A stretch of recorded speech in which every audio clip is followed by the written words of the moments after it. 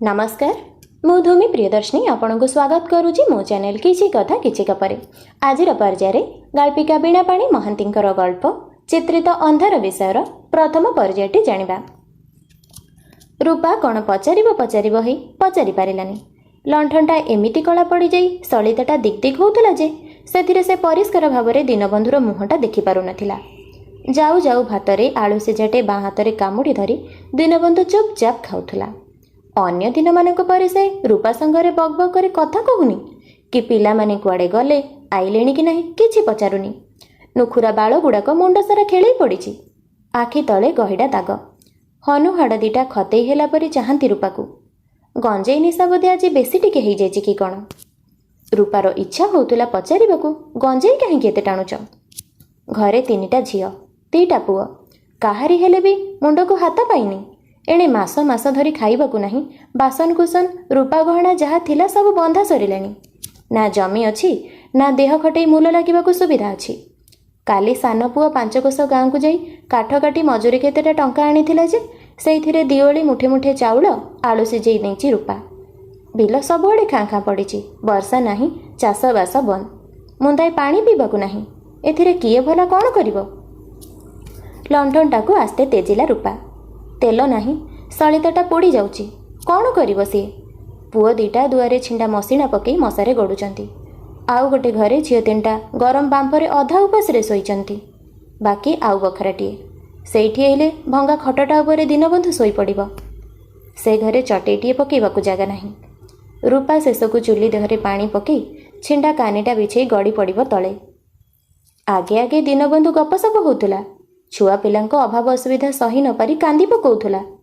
झियो गुड़ांकू केमिति विभा दब चिंता करी निदरे सोई पारु नथिला। हेले एबे मासे खंडे हेलानी किछि पचरा उचरा नाही। मन हेले घरकू फेरे किछि खाइबाकू देले खाए केबे मागे नी कि किए कोन करूचंती किछि पचारेनी। दिनरे खाली बक बक करे रूपा मुहको अनाए।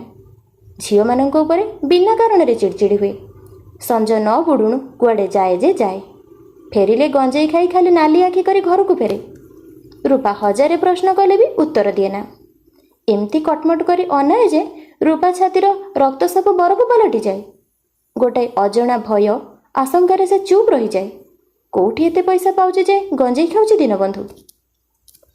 मनरे साहस बांधी 2 दिन तले बड़ पुओ को संज परे परे दीनबंधु पछरे पठेइतिला रूपा। टिके दूर छड़ा ही देखिबो बाप कोठी की जाउची कोठी बसे गंजेई टाणुची। दुकान रु किणुची ना सांग साथी जाची दउचंती। ठाकुर चौपाड़ी जाए उंडी गले कथाटा जना पड़िबो। हेले बड़ पुओ घड़ीक परे फेरी आसी कहिला बापा जाई बुढ़ा बरगछ सिओ उपरे बसी खाली आकाश को जल जल करी चाहिला।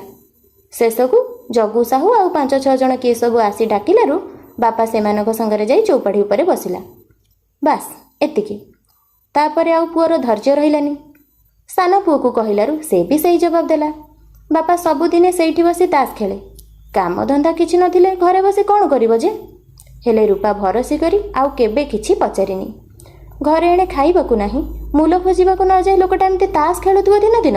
हेले ताको प्रश्नटिए भी 5 पिलार माँ ही से करि परिबनी। झियो 3टाकू ताऊ मूल लागिबाकू पठेई परिबनी। बड़ पुओटार गोड़ 2टा सरू टिके चालिले थकी पड़े। एणे आखि को भल दिसेनी। हेई हेई भरोसा सान पुओ तार बा केते बयस 16 वर्ष पुरीनी। धप करे लंठनटा लिभिगला। छिटकाए जह्न आलो आसी अणअसारिया बारंडारे पड़ी। ए कौन लो माँ दीनबंधु एमिति कटमट करी ताको अनेइची काहेकि। रूपा तलकू आखि कला। दीनबंधु रुक्ष कंठरे पचारिला तू खाई सारिचु अंधार हेला जे। तेल अछि कि नाही न पचारि अंधार होला बोली कहिले लाभ कौन। रूपा अंधार को भारी डरे बोली कौन मने रखिछि दीनबंधु।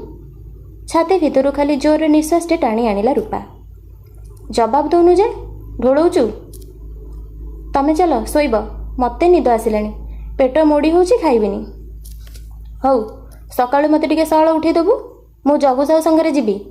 कहूची तो कारखाना रे काम खंडे जोगाड़ कर देबो। तार माउसी पुओ भाई सेठी सरदार अछि। पाटीटा आ करी रूपा चाही रहिला दीनबंधु मुहको। आगरु केते थर रूपा कहिथिबो सहर को जाई काम धंदा करिबाकू। हेले दीनबंधु केबे राजी हुए ना। आउ जगू साहू सहित सेमती केबे भी भल संपर्क तार नथिला। तारी पाखरे तो माणक जमी बंधा पड़ी कोकाळू सुध मूल है केते हबणी सुमारी नहीं। ଖଟିଆ ଉପରେ ବସି ଦୀନବନ୍ଧୁ ରୂପାକୁ ଶୁଣି ଶୁଣି କହିଲା, ବିଲ ବାଡ଼ିରେ ଏଠି କାମ ନାହିଁ, ଜମି ଥୁଣ୍ଟା ପଡ଼ିଛି। ଗାଁ ସାରା ସଭିଏଁ ଯେ ଯୁଆଡ଼େ ଧନ୍ଦା ଖୋଜି ବାହାରିଗଲେଣି। ଆଉ ମୁଁ ବା କାହିଁକି ବସିବି? ପୁରୁଣା କଥାକୁ ଘୋଷାରି ଲାଭ ନାହିଁ। ଜଗୁସାହୁର ବାପଟା ସିନା ରାଢ଼ ଥିଲା ଯେ। ରସ ଗିଲାସରେ ପାଣି ଧରି ରୂପା ଆସି ଛିଡ଼ା ହେଲା। ସବୁଦିନେ ଗିଲାସେ ପାଣି ଖାଇସାରି ଖଟ ଉପରେ ବସି ପିଏ ଦୀନବନ୍ଧୁ। ରୂପାକୁ ସେ କହିଦେବାକୁ ଚାହେଁ ଯେ ଜଗୁସାହୁ ଭଲ ଲୋକ, ତା ସହିତ କଳିଭାବ ରଖିବା ଅନୁଚିତ। ତା ବାପା ସିନା ଜମିମାଣକ ବନ୍ଧା ରଖିଲା, ଦୀନବନ୍ଧୁର ବାପାକୁ ଚୋରି ମାମଲାରେ ଜେଲକୁ ପଠାଇ ସେଠି ତା ଜୀବନ ନେଲା। ହେଲେ ଜଗୁସାହୁ ଭଲ ଲୋକ। ତା ବାପାର କର୍ମ ପାଇଁ ସେ ଦାୟୀ ନୁହେଁ। ତାର ହୃଦୟ ନିର୍ମଳ, ସେ ପରୋପକାରୀ, ଆହୁରି କେତେ କ'ଣ। ହେଲେ ଭୋକିଲା ହାଲିଆ ତୁଣ୍ଡରେ ରୂପାର ପଦୁଟିଏ କଥା ବାହାରିଲାନି। ସେ ଫେରି ଆସି ବାସନ ଉଠେଇ ରଖିଲା। ଚୁଲିରେ ପାଣି ପକେଇ ଲିଭେଇଲା।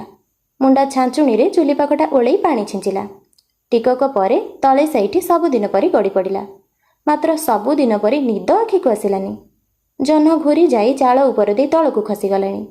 ଝାପ୍ସା ଆଲୁଅରେ ଦୁଆରେ ଗଡ଼ୁଥିବା ପୁଅମାନଙ୍କର ଦେହ, ଦୀନବନ୍ଧୁର ଖଟ ତଳକୁ ଲମ୍ବି ଆସିଥିବା ଗୋଡ଼ ପରିଷ୍କାର ଦିଶୁଥିଲା। ସେଇ ଗମ୍ଭୀରି ଘର ଭିତରେ ଝିଅ ତିନିଟାଙ୍କର ରହି ରହି ଫୁସ୍ଫୁସ୍ କଥା ଶୁଭୁଥିଲା। 40 ବର୍ଷ ବୟସରେ ରୂପାର ମନେ ହେଉଥିଲା ଯେମିତି ଅନେକ ବର୍ଷ ହେଲା ସେ ଜନ୍ମ ହେଲାଣି। ଅନେକ ଦୁଃଖ କଷ୍ଟରେ ରାତି ଦିନ ବିତେଇଲାଣି। ଅନେକ ସ୍ୱପ୍ନ ଦେଖି ନିଦରୁ ଉଠି ବସିଲା। ଏଣିକି ତାକୁ ନିଦ ହେବ କି ନାହିଁ କେଜାଣି। ଏପଟ ସେପଟ ଗଡ଼େଇ ହେଇ କେଉଁ ପାହାନ୍ତି ପ୍ରହରରେ ସେଇ ଅସମ୍ଭବ କଥାଟା ସମ୍ଭବ ହୋଇଗଲା। ଅର୍ଥାତ୍ ନିଦରେ ସେ ଶୋଇପଡ଼ିଲା ଯେତେବେଳେ କି ପାହାନ୍ତିର ପ୍ରଥମ କାଉ ନିଦରୁ ଉଠିବା ପାଇଁ ତାଗିଦା କରିଦେଇଗଲା। ଚାରିପଟରେ ଖରା ବିଛାଡ଼ି ହେଇ ମୁହଁ ଉପରେ ପଡ଼ିବା କ୍ଷଣି ରୂପା ଉଠି ବସିଲା ସ୍ୱପ୍ନ ଦେଖିଲା ପରି। ପୁଅ 2 ଜଣ ଉଠିଗଲେଣି ପଦାକୁ। ଖଟ ଉପରେ ଦୀନବନ୍ଧୁ ନାହିଁ କି ତାର କଣ୍ଟାରେ ଝୁଲୁଥିବା ନେଳି ରଙ୍ଗର ସାର୍ଟଟା ନାହିଁ। ଛାତି ଭିତରଟା ଚାଉଁକିନା କମ୍ପି ଉଠିଲା।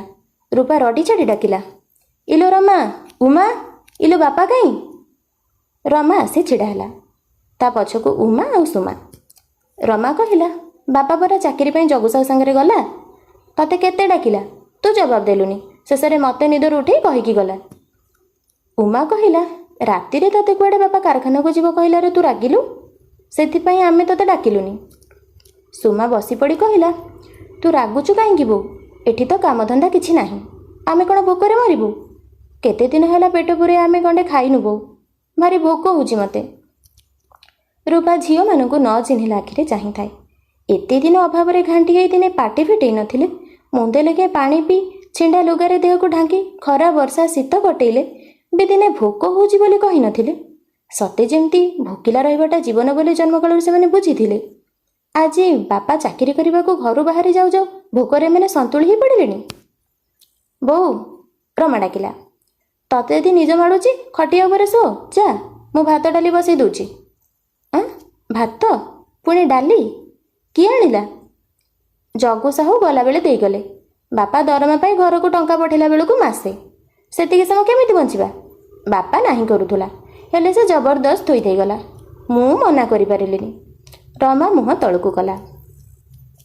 ରୂପା ଦେହରୁ ସବୁତକ ବଳ ଯେମିତି କିଏ ଶୋଷି ନେଇ ଯାଉଥିଲା ପଳ ପଳ କରି। ତାର ତଣ୍ଟି ଶୁଖି ଯାଉଥିଲା। ଆଖି ବନ୍ଦ ହେଇଗଲା ପରି ଲାଗୁଥିଲା। ହେ ଭଗବାନ, ଏଇଥିପାଇଁ ଏତେ କଷ୍ଟ କରି ସେ ସଂସାର ଚଳେଇ ଆସୁଥିଲା। ଯେତେ ଦେହ ଖରାପ ହେଲେ ବି ଦିନେ ଝିଅମାନଙ୍କୁ ସେ କାମ ବରାଦ କରିନି, ବାସନ ମଜେଇ ଦେଇନି କି କାହା ଘରକୁ ଧାର ଉଧାର କି ଘର କାମ କରିବାକୁ ପଠେଇନି। ଦୀନବନ୍ଧୁ ଆଗରେ ସାଇ ପଡ଼ିଶାର 5 ମାଇପେ ସ୍ୱାମୀ ସଙ୍ଗେ କଳି କଲା ପରି କାହିଁକି ଝିଅ ଭାତ ଦଉନ ବୋଲି ଥରେ ବି ପାଟି ଫିଟେଇନି। ଯେଉଁଦିନ ଖଟଣି ଖଟି ମୂଲ ଲାଗି ଆଣିଥାଏ ସେଦିନ ରୋଷେଇ ହୁଏ ନାହିଁ ତ ନାହିଁ। ବଡ଼ ପୁଅଟା ଅକାମୀ, ସାନଟା ତ ସାନ, ଅବୁଝା ବଦରାଗୀ ସ୍ୱାମୀ ରୂପାର। ସେ କାହାକୁ କ'ଣ କହିବ? ରୂପା ଉଠି ଛିଡ଼ା ହେଲା। ତାର ମନେ ହେଲା ତାକୁ ଅନେକ ବୟସ ହେଇଯାଇଛି। ଅଣ୍ଟା ନଇଁ ପଡ଼ିଛି, ଚମ ଧୁଡ଼ୁ ଧୁଡ଼ୁ ହେଉଛି, ଆଖିକୁ କିଛି ଦିଶୁନି। ଏଇ ଆଜିକି କାଲି ମରିଯିବ। ତାପରେ ସଂସାରରେ କିଏ କାହା କଥା ମନେ ରଖେ? ସେ ଅଣ୍ଟା ନଇଁ ନଇଁ ଦୌଡ଼ିଆ ଖଟ ଆଡ଼କୁ ଚାଲିଲା।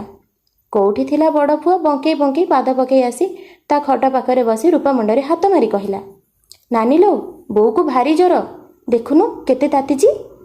ରମା ବାରଣ୍ଡା ଓଳଉ ଓଳଉ ନିର୍ଲିପ୍ତ ଭଙ୍ଗୀରେ କହିଲା, ହଁ ବାପା କହୁଥିଲା ପରା, ରାତି ସାରା ଜ୍ୱର ବାଉଳାରେ ଏଣୁ ତେଣୁ ଗପୁଥିଲା ଯେ ବାପା ଟିକେ ଶୋଇପାରିନି। କିଛି ଖାଇନି ଶୁଣି ଜଗୁସାହୁ ଘରୁ ଶାଗ ଚିନି ଦେଇଯାଇଛି। ସଞ୍ଜକୁ ଯଦି କିଏ ଆସେ ତେବେ ତା ହାତରେ ଔଷଧ ପଠାଇବେ। ରୂପା ଝିଅ ମୁହଁକୁ ଚାହିଁ ଥକ୍କା ମାରିଗଲା।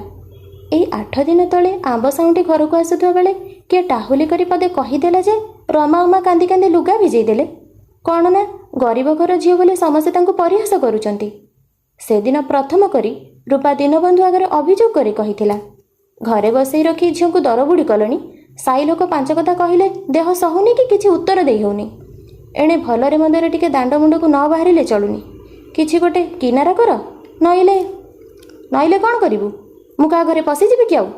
ଘରେ ମୁଣ୍ଡକୁ ଯିବାକୁ ଜାଗା ନାହିଁ, ପେଟରେ ଦାନା ନାହିଁ, ଏଣେ ମାନ ମହତ ଖୋଜୁଛନ୍ତି ମା ଝିଅ। ତମ ସବୁକୁ ନାଜ ନାହିଁ? ଜଗୁ ସାହୁ କହିଲା ତା ବୁଢ଼ୀମାର ଦେଖାଚାହାଁ କରିବାକୁ ଝିଅଟେ ପଠେଇବାକୁ, ମନା କରିଦେଲୁ। ଏବେ ଘରେ ସାଇତି ଝିଅଙ୍କୁ ରଖିଥା, ମୋତେ କାହିଁ କହୁଛୁ? ଦୀନବନ୍ଧୁ ଗର ହେଇ ଚାଲି ଯାଉଥିଲା।